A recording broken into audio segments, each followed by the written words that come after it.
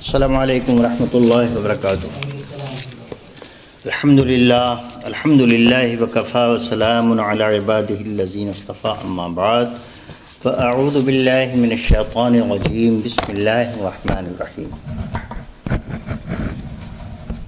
وما اتاکم الرسول فخذوہ وما نہاکم عنہ فانتہوا.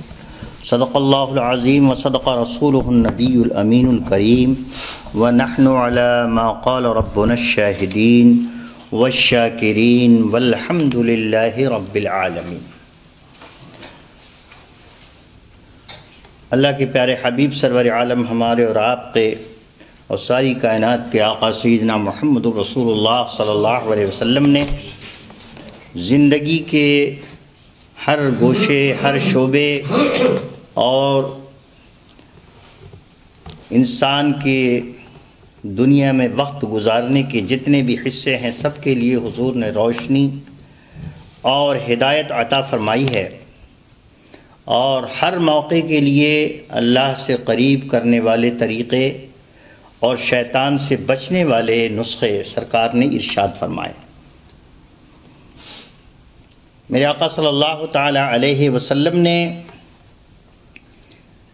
دعاؤں کے ذریعے اور اپنی نبوی تدبیروں کے ذریعے سے مسلمان کیسے محفوظ رہ کر زندگی کے ایام گزار لے اور شیطان اس پر قابو یافتہ نہ ہو، میرے آقا نے اس کے لیے طریقے ارشاد فرمائے ہیں.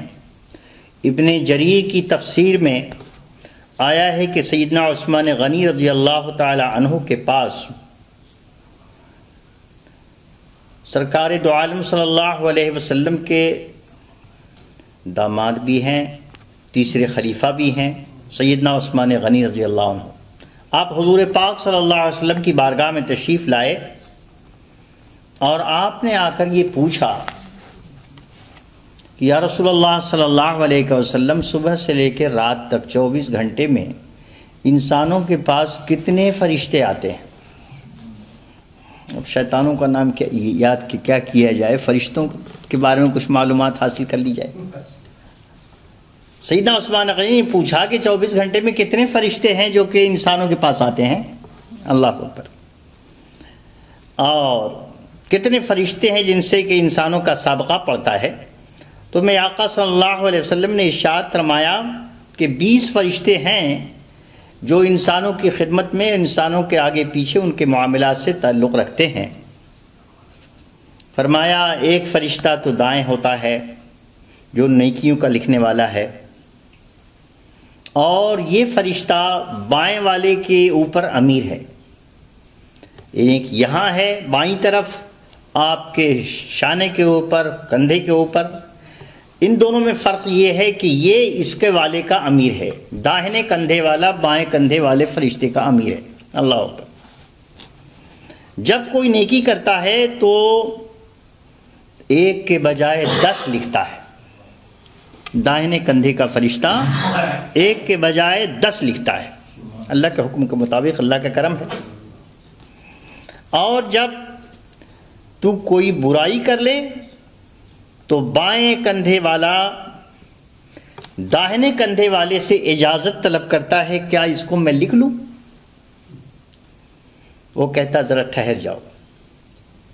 داہنے کندھے کا فرشتہ کیا کہتا ہے؟ ذرا رک جاؤ، ہو سکتا ہے ابھی گناہ ہو گیا، ابھی یہ توبہ کر لے تو مت لکھنا، اور اگر توبہ نہ کرے تو لکھ لینا.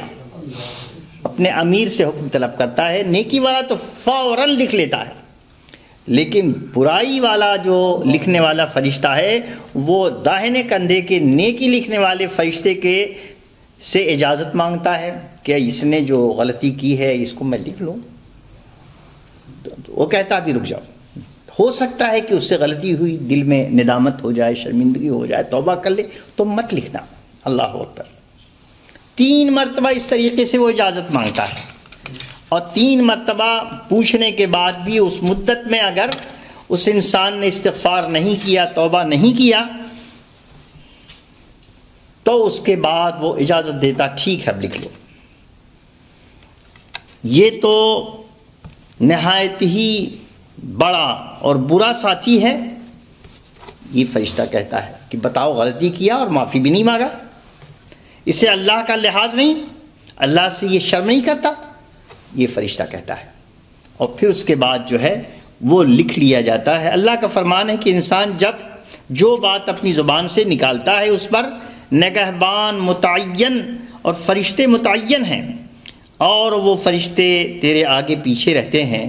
قرآن مقدس میں اس کے بارے میں ارشاد فرمایا گیا سورہ رعد کے اندر، لہو معقبات من بین یدیہ من خلفہ یحفظون من امر اللہ، ہر شخص کی حفاظت کے لیے کچھ فرشتے مقرر ہیں جن کی بدلی ہوتی رہتی ہے، کچھ اس کے آگے کچھ اس کے پیچھے، کہ وہ بحکم خداوند اس انسان کی حفاظت میں لگے ہوئے ہیں۔ یہ قرآن نے ارشاد فرمایا کہ اللہ تبارک و تعالیٰ نے ایک انسان کے لیے کتنے فرشتے متعین فرمائے ہیں، ان میں سے یہ، اور ارشاد فرمایا کہ ایک فرشتہ تیرے ماتھے کے بال تھامے ہوئے ہے۔ ماتھے کا بال، یہ بالکل آگے والا، ایک ایسا فرشتہ بھی ہے جو تیرے ماتھے کا بال تھامے ہوئے ہے۔ جب تو اللہ کے لیے اپنے کو نیچا کر کے رکھتا ہے، تواضع کرتا ہے، فروتنی اختیار کرتا ہے اور اپنے کو حقیر سمجھتا ہے، تو وہ تجھے اونچا کرنے پہ لگا ہوا ہے۔ اس فرشتے کا کام ہے تجھے اونچا کرے، اونچا کرے، اونچا کرے، لیکن اونچا اس وقت کرے گا جو تو خود نیت کرے گا اپنے کو ٹھیک رکھنے کی، تب نا۔ اور کھوپڑی خراب ہے اگر ہیں، بغیر کسی بڑے مرتبے اور عزت اور اللہ کی بارگاہ میں اپنا مقام بڑھائے، یوں ہی بڑھائے چلا جاتا ہے۔ جو اللہ کی بارگاہ میں جھک کے رہتا ہے اللہ اس کو بڑھاتا ہے نا، اور جو اپنے کو بڑھاتا ہے اللہ اسے ذلیل کرتا ہے۔ اسی دنیا میں یہ سارے مناظر دیکھنے میں آتے ہیں۔ تو اللہ اکبر، وہ تجھے بلند کرتا ہے، اور جب تو اس کے سامنے سرکشی کرتا ہے، تکبر کرتا ہے، غرور کرتا ہے، تو وہ تجھے پست کرتا ہے، نیچے کرتا ہے، فریتنی میں ڈالتا ہے، اور تجھے قعر مذلت کے اندر ڈال دیتا ہے۔ اللہ اکبر۔ دو فرشتے تیرے ہونٹوں پر ہیں، سنیے، دو فرشتے تیرے ہونٹوں کے اوپر بھی ہیں، اور جو درود تو مجھ پر پڑھتا ہے، میرے آقا ارشاد فرماتے ہیں، جو درود تو مجھ پر پڑھتا ہے اس کی وہ حفاظت کرتے ہیں۔ دو فرشتے اسپیشل ایمان والے کے ہونٹوں کے اوپر متعین ہیں۔ ایک فرشتہ تیرے منہ پر کھڑا ہے کہ کوئی سانپ وغیرہ اور موذی چیز تیرے انجانے میں، تیری نیند میں، ایسی ویسی حالت میں تجھ پر قابو نہ پائے۔ اللہ اکبر۔ تیرے حلق میں کہیں کوئی ایسی چیز ایذا پہنچانے والی نہ چلی جائے۔ اور دو فرشتے تیری آنکھوں پر بھی متعین ہیں۔ اللہ اکبر۔ یہ 10 فرشتے ہیں جو ہر آدمی کے اوپر، ہر اولاد آدم کے اوپر اللہ کی طرف سے متعین ہے۔ یہ تو اس کے علاوہ فرمایا پھر دن کے الگ فرشتے ہیں اور رات کے الگ فرشتے ہیں۔ یوں ہر شخص کے ساتھ اللہ کی طرف سے 20 فرشتے متعین ہیں۔ اللہ کا کتنا بڑا شکر و احسان ہے، کتنا کرم ہے، کتنی عنایت ہے، کتنی مہربانی ہے کہ حقیر انسان کے لیے اللہ نے نورانی 20 فرشتے متعین فرمائے ہر اولاد آدم کے لیے۔ اگر اسی کا شکر ادا کیا جائے تو ہم شکر ادا نہیں کر سکتے۔ یہ پروردگار عالم کا کتنا بڑا کرم ہے۔ اور میرے مصطفیٰ صلی اللہ علیہ وسلم نے ایک ایک چیز کو پھوڑ پھوڑ کر، کھول کھول کر کے ہمیں بیان کر کے سمجھا دیا کہ دیکھو اللہ کا کتنا بڑا تم پر احسان ہے، کرم ہے، کہ تم چاہے جیسے رہو لیکن یہ 20 فرشتے تمہارے اوپر خدمت کے لیے متعین ہیں، یہ اللہ کی طرف سے ہے۔ اور یہ معاملہ تفسیر ابن کثیر کی 3 جلد کے صفحہ 32 کے اوپر مفسر حضرت علامہ ابن کثیر رحمۃ اللہ علیہ نے لکھا۔ یہ دیکھو اللہ کا کرم، اس کی مہربانی اور اس کا فضل انسان کے ساتھ کیسے چلتا ہے کہ اللہ فرشتوں کو متعین فرمائے ہوئے 20 فرشتہ ہر انسان کے ساتھ لگا ہوا۔ ایک نوکر ساتھ لے کے چلنا بادشاہوں کے لیے مشکل ہے۔ ایک کم کرتا ساتھ رہے ہمارے ہر دم، گھر دوار سب بک جائے، ہے نا۔ اور اللہ کے 20 فرشتے ہمارے ساتھ رہ رہے ہیں، اللہ کے 20 فرشتے ہمارے ساتھ رہ رہے ہیں۔ مہارانی کے لیے بھی مشکل ہے کہ اپنے گھر ایک نیا نوکر رکھ لے، بجٹ دیکھنا پڑتا ہے نا۔ لیکن ہم مسلمان، اللہ نے کیسی حضور کے صدقے میں ہمیں کیسی پاک عزت عطا فرمائی ہے، سرکار کی غلامی کا یہ اعزاز ہے کہ ہم ان سے اچھے کام لیتے ہیں۔ یہ ہر انسان کے ساتھ ہے، یہ حضرت آدم علیہ السلام کی اولاد ہونے کا یہ صدقہ مل رہا ہے، کافر ہو، مشرک ہو، ایمان والا ہو، بے ایمان ہو، سب کے ساتھ یہ چیزیں چلتی رہتی ہیں. اب جیسی نیت ہے ویسے ہی ہوتا رہتا ہے. اللہ اکبر. اور ابھی میں نے ذکر کیا کہ انسان کا اخلاق اور انسان کی فروتنی کہ وہ چھپ کے رہے اور اپنی حیثیت سمجھے، اپنے مقام کو سمجھے. اللہ اکبر. بڑے بڑے اقطاب، بڑے بڑے اولیاء اللہ، بڑے بڑے بزرگان دین کا یہ حال ہے کہ جو یہاں بیٹھے بیٹھے آسمان پہ حکومت کرتے ہیں، عرش کے معاملات بتاتے ہیں. پوچھا جائے حضور آپ اپنے بارے میں کچھ فرمائیے کہ آپ کا کیا مقام ہے. اللہ اکبر. حضور سائیں عبدالرزاق رحمۃ اللہ تعالی علیہ مرشد پاک ارشاد فرماتے ارے میں کیا ہوں؟ ناپاک قطرے سے ایک بنا ہوا انسان ہوں. میری کیا حقیقت ہے؟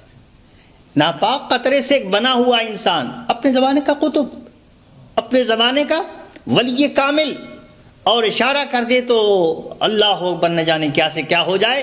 لیکن عاجزی کا یہ حال ہے، کہتا میں کیا، ایک ناپاک قطرے سے بنا ہوا انسان، میری کیا حیثیت ہے.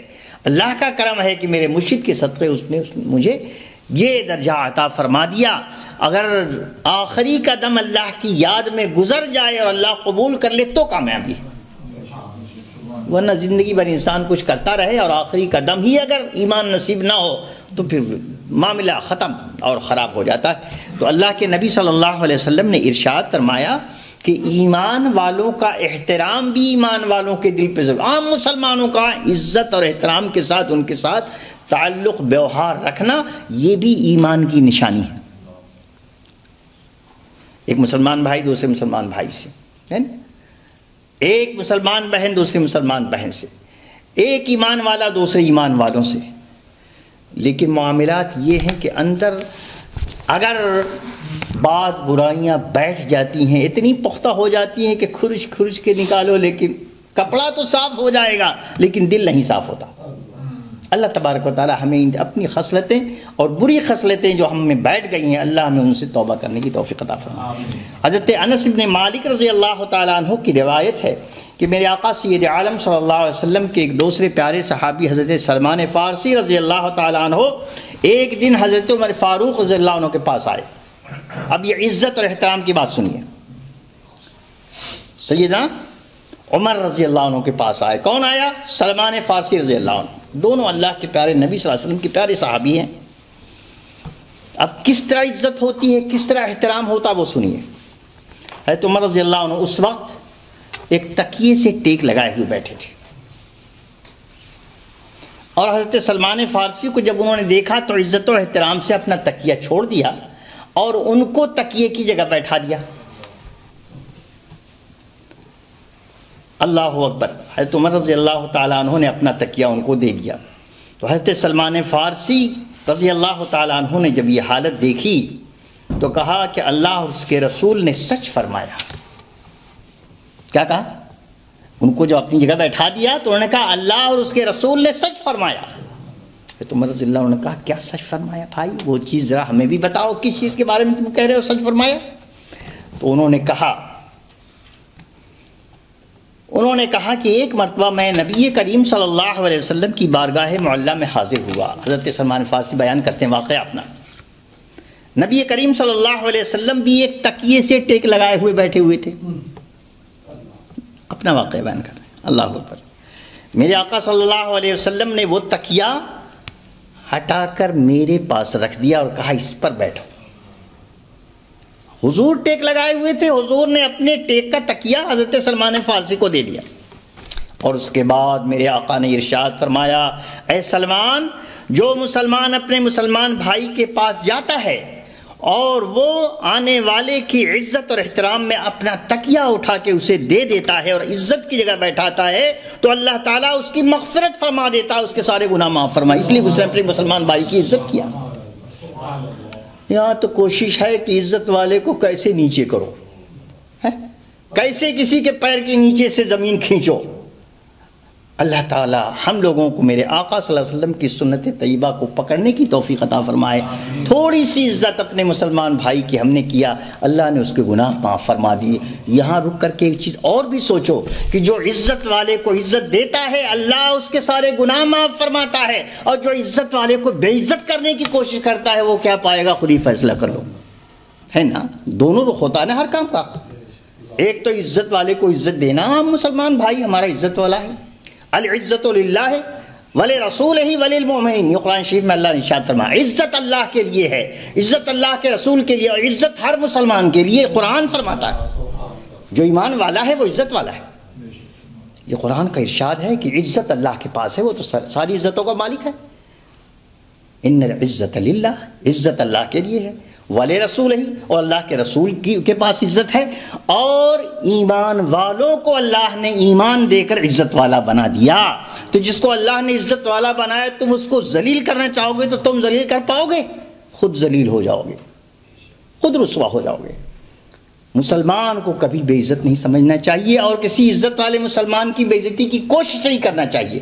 جس کا جو مقام ہے اسے سمجھنا چاہیے, جس کی جو عزت ہے اس کو قائم رکھنا چاہیے, اور جو اپنے مسلمان بھائی کی عزت کرتا ہے اللہ تعالیٰ نہ یہ کہ اس کو عزت والا بناتا ہے بلکہ اس کے سارے گناہ معاف فرما دیتا ہے. یہ ہے حدیث پاک میں واقعہ. حضرت سلمان فارسی نے حضرت عمر کے پاس جو گئے تو یہ واقعہ مل گیا. سبحان اللہ. یہ ہے نبی کریم صلی اللہ تعالیٰ علیہ وسلم کہ سیرت طیبہ اور سرکار صلی اللہ علیہ وسلم کی مجلس کا وہ نورانی پھول کہ جس کو انسان اپنی زندگی میں سجا لے تو کامیابی ہی کامیابی ہے.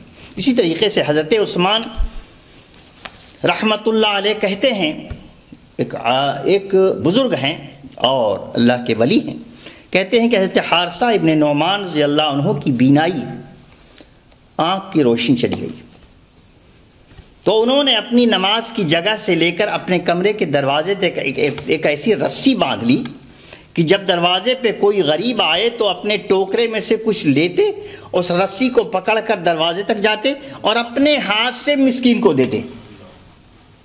نابینا ہو گئے تھے نا, آنکھ ختم ہو گئی تھی, روشنی نہیں تھی. تو انہوں نے ایک سلسلہ بنایا کہ جہاں نماز پڑھتے تھے اور جہاں رہتے تھے اس کمرے سے لے کر باہر کے دروازے تک رسی باندھا, تاکہ جب کوئی آئے کچھ مانگنے کے لیے, کسی کی کوئی ہمیں مدد کرنی ہو تو دیکھ تو نہیں پا رہے ہیں تو اس رسی کو پکڑ کر کے جاتے اور جو کچھ ہوتا وہ دے دیتے. اللہ. گھر والے ان سے کہتے کہ آپ کی جگہ ہم جا کر مسکین کو دے دیں گے, آپ ہم سے کہا کریں نا. اللہ اکبر. وہ فرماتے ہیں میں نے رسول اللہ صلی اللہ علیہ وسلم کو فرماتے ہوئے سنا ہے کہ غریب کو اپنے ہاتھ سے دینا بری موت سے انسان کو بچاتا ہے. موت دو قسم کی ہوتی ہے, ایک اچھی موت, ایک بری موت. لیکن اپنے ہاتھ سے غریبوں کو دینے والا انسان جو اپنے ہاتھ سے غریبوں کو دیتا ہے اللہ اس کو بری موت سے بچاتا ہے. یہ ہے میرے مصطفیٰ صلی اللہ تعالیٰ علیہ وسلم کی انوار و برکات, سرکار کی دی ہوئی تعلیم کی یہ سب برکتیں ہیں جو آقا صلی اللہ علیہ وسلم. اور بھی بڑا اچھا کپڑا, یورپ میں تو کیا کہنا, کپڑے ہی میں لوگ جیتے مرتے ہیں. فلاں جگہ ان بیدنگ لگی ہے, فلاں چیز سستی ہو گئی, دوڑتے رہتے ہیں دکانوں پر لوگ ہیں, الماریوں میں کپڑے بھرے ہوئے ہیں, لیکن صاحب فٹافٹ دوڑنا شروع کر دیا. آؤ سنو حضرت ام المؤمنین عائشہ صدیقہ کا واقعہ رضی اللہ تعالیٰ عنہ. سیدنا ابوبکر صدیق رضی اللہ تعالیٰ عنہ ہماری ماں, ساری امت کی ماں سیدنا عائشہ صدیقہ رضی اللہ تعالیٰ عنہ کے گھر تشریف لے گئے. اس وقت انہوں نے ایک نئی قمیص, نیا کپڑا پہنا ہوا تھا اور اسے دیکھ کے بڑی خوش ہو رہی تھی, انہیں اچھا لگ رہا تھا. ظاہر بات ہے انسان اچھا کپڑا پہنتا ہے, شیشے کے آگے کھڑا ہوتا ہے تو اس کو اچھا لگتا ہے نا. حضرت ابوبکر صدیق رضی اللہ عنہ گئے اور دیکھا بیٹی میری بڑی خوش ہے. اللہ اکبر. تو آپ نے پوچھا بیٹی کیا بات ہے؟ حضرت ابوبکر صدیق نے فرمایا کیا تمہیں معلوم نہیں کہ جب دنیا کی زینت کی وجہ سے بندے کے اندر اچھائی کا خیال پیدا ہو کہ میں بہت اچھا لگ رہا ہوں یا بہت اچھی لگ رہی ہوں, تو جب تک وہ بندہ اس زینت کو اپنے سے الگ نہ کر دے اس وقت تک اس کا رب اس سے ناراض رہتا ہے. یہ تصوف کی تعلیم ہے, یہ تصوف کی تعلیم ہے. صوفیاء کرام, بزرگان دین, شیوخ امت کا یہ طریقہ ہے. عام لوگ تو اگر یہ بات سناؤ تو کہیں گے لو بھائی اب اچھا کپڑا پہننا بھی برا ہو گیا ہے, لیکن ابوبکر صدیق فرما رہے ہیں, اپنی بیٹی کو سمجھا رہے ہیں, اور وہ بیٹی جو ساری دنیا کے مسلمانوں کی ماں ہے. اللہ اکبر. تو ان سے بڑا صوفی کون ہوگا, ان سے بڑا تعلیم دینے والا, مصطفیٰ کی تعلیم کو بڑھانے والا کون ہوگا؟ حضرت عائشہ صدیقہ رضی اللہ تعالی عنہا نے فوراً اس نئے کپڑے کو اتارا اور اسی وقت غریب کے ہاتھ پہ صدقہ کر دیا, فوراً صدقہ کر دیا.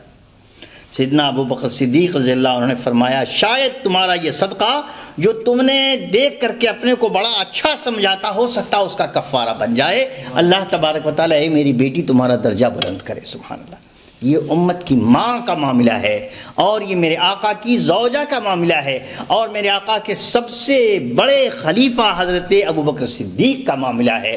نیکی کی تعلیم اس طریقے، وہ کپڑا، وہ لباس، وہ چیز جس کو جسم پر لے کر کے انسان تکبر، غرور اور عجب، یا پھر یہ کہ کم سے کم یہ کہ بھائی سب سے بیسٹ کپڑا میرا ہے، سب سے اچھا، اللہ تعالیٰ اس سے بھی محفوظ رکھے۔ اس لیے کہ یہ بھی انسان کے اندر بڑائی پیدا کرتا ہے، اور اللہ کے نبی صلی اللہ علیہ وسلم اس چیز کو بھی ناپسند کرتے ہیں۔ میرے آقا صلی اللہ تعالیٰ علیہ وسلم نے اس طریقے سے تعلیم اپنے صحابہ کو دی، اور صحابہ کو اپنے سانچے میں ڈھال دیا، اس طریقے سے ڈھال دیا کہ وہ کسی موقع پر کبھی بھی اپنے کو کسی ایسے کام میں مبتلا نہیں ہونے دینا چاہتے تھے جس کی وجہ سے ان کے اوپر اللہ کی طرف سے پکڑ آئے۔ میرے آقا صلی اللہ علیہ وسلم کے اخلاق مقدسہ کا بیان اور سرکار کی فرمودات کی بات ہو رہی ہے، تو آئیے ایک واقعہ میرے آقا صلی اللہ علیہ وسلم کا اور سنیے، سرکار کے اخلاق مقدسہ کا۔ سرکار ایک مرتبہ راستے میں تشریف لے جا رہے تھے، ایک صحابی سے ملاقات ہوئی، اس صحابی نے میرے آقا صلی اللہ علیہ وسلم کی خدمت میں 2 مسواک پیش کی، دتون۔ میرے آقا صلی اللہ علیہ وسلم نے ان کو بخوشی قبول کر لیا۔ مسواک کی کیا حیثیت ہے؟ دونوں مسواکوں میں سے ایک بالکل سیدھی اور ایک ذرا ٹیڑھی تھی، لکڑی ہے، لکڑی جسے دانت کرتے ہیں۔ میرے آقا صلی اللہ علیہ وسلم کے اخلاق دیکھیے کہ جو سیدھی تھی وہ اپنے ساتھی کو دے دی، اور جو ٹیڑھی تھی وہ اپنے لیے رکھ لی۔ اب یہ چھوٹی سی بات ہے، بالکل چھوٹی سی بات، 2 مسواک ملی، حضور کے ساتھ جو تھا اس کو حضور نے جو سیدھی والی مسواک تھی وہ اس کو دیا، اور جو ٹیڑھی والی مسواک تھی وہ اپنے لیے رکھ لیا۔ آپ نے دیکھا ہے چھوٹی سی بات ہے، لیکن اس کا رزلٹ کتنا اونچا ہے کہ حضور اپنے اوپر اپنے ساتھی کو ترجیح دے رہے ہیں کہ اچھی مسواک اس کو دیا، اور جو ٹیڑھی مسواک تھی وہ اپنے لیے پسند کیا۔ میرے آقا اپنے بھائی اور اپنے مسلمان، اپنے غلام کے اوپر کو اپنے اوپر ترجیح دے رہے ہیں۔ مسواک کی کوئی حیثیت ہے؟ دانتون جو ہوتی ہے جس سے دانت وضو کے وقت کیا جاتا ہے، اس کی کوئی حیثیت ہے؟ بالکل معمولی چیز، لیکن معمولی چیز میں بھی اپنے بھائی کو اور ایک مسلمان کو، اپنے غلام کو اپنے اوپر حضور نے ترجیح دے دیا۔ کہنے کو چھوٹی سی بات ہے، لیکن اسی چھوٹی سی بات سے اندر کا اخلاق ظاہر ہوتا ہے۔ میرے آقا جو تعلیم دے رہے ہیں وہ یہ کہ اپنے ساتھی کو اپنے اوپر ترجیح دو، اچھی چیز اس کو دو، اور جو اس کے مقابلے میں ذرا گھٹیا ہے تو وہ اپنے لیے پسند کرو۔ یہ سرکار صلی اللہ علیہ وسلم تعلیم دینے کے لیے ایسا کر رہے ہیں۔ کیسی پیاری بات ہے، کیسی پیاری بات ہے، اور کیسی عظیم بات ہے۔ اللہ اکبر۔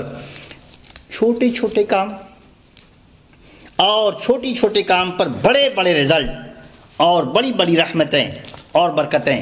اب میں آپ کے سامنے آج کے خطبے میں حضرت سیدنا عمر فاروق رضی اللہ تعالی عنہ کا، چونکہ شروع میں بھی سرکار کا ذکر آیا، آخری وقت میں جو انہوں نے اپنے گھر والوں کو اور اہل خانہ کو وصیت کی، وہ میں آپ کو سناتا ہوں۔ ہو سکتا ہے ہماری زندگی میں اس کو یاد رکھ کر کے ہم اس سے بھی فائدہ اٹھا سکتے ہیں۔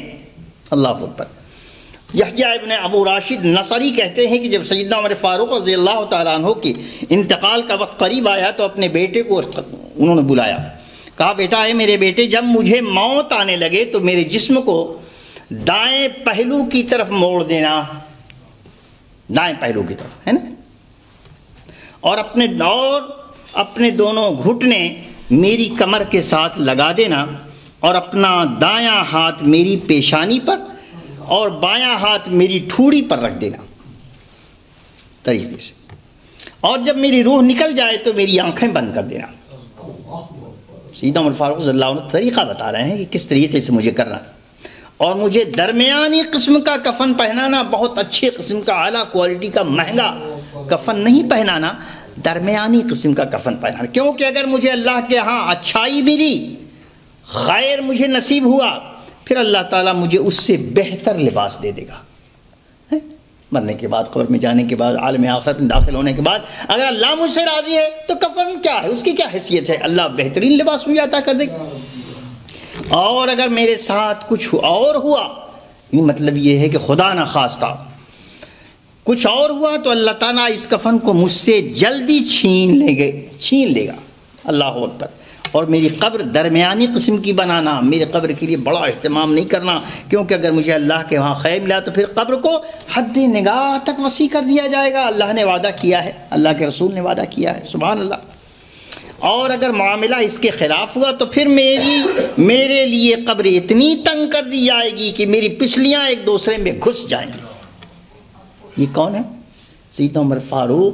یہ ان 10 مبشرہ میں سے ہیں، خلفائے راشدین میں سے ہیں کہ جن کے لیے سرکار نے جنت کی بشارت دی، لیکن بشارتوں پر اپنے کو مطمئن کرنا، حضور نے بشارت دے دیا لیکن وہ اپنے اعمال کا جائزہ لے رہے ہیں۔ ان کو ہر دم اللہ سے امید بھی ہے اور اللہ سے ڈر بھی ہے۔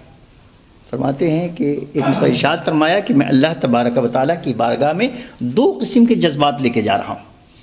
میں اتنا ڈرتا ہوں کہ اگر اللہ نے قیامت کے میدان میں اعلان فرمایا کہ سب کو جنت میں داخل کیا جائے گا، ایک انسان جہنمی ہے، فرماتے ہیں میں سوچوں گا شاید میں ہی ہوں گا۔ اللہ کا غضب اور حساب ایسا ہے کہ اگر سب کو جنت میں داخل کیا جائے، کہا گیا کہ ایک صرف انسان ہے جو کہ جہنم میں جائے، تو میں سوچوں گا شاید یہ۔ اور فرمایا کہ میں اللہ تبارک و تعالیٰ سے اتنی امید رکھتا ہوں کہ اگر قیامت کے دن اعلان ہوا کہ سب لوگ جہنم میں جائیں گے، ایک انسان جنت میں جائے گا، تو اللہ پر مجھے اتنا اعتماد ہے اور اللہ پر اتنی امید رکھتا ہوں کہ سوچوں گا شاید میں ہی ہوں گا جو جنت میں جاؤں گا۔ خوف بھی ہے اور دوسری طرف اللہ پر امید بھی ہے، دونوں چیزوں کے بیچ میں ایمان چلتا ہے نا۔ اللہ سے ڈر بھی ہونا چاہیے، اتنا ڈر کہ جیسے ان اولیاء اللہ بزرگان دین نے کر کے دکھایا۔ اللہ اکبر۔ فرمایا میرے جنازے کے ساتھ کوئی عورت نہ جائے، ہاں، اور جو خوبی مجھ میں نہیں ہے اسے کوئی بیان نہ کرے۔ آج کل یہ بھی ایک طریقہ ہو گیا، ہاں، 100واں ہوا، 40واں ہوا، تو جن کی زندگیاں مخفی ہیں اللہ عیب پوش ہے، لیکن بے بات کی بات میں انسانوں کو باکرامت بنانے کی کوشش نہیں کرنا چاہیے۔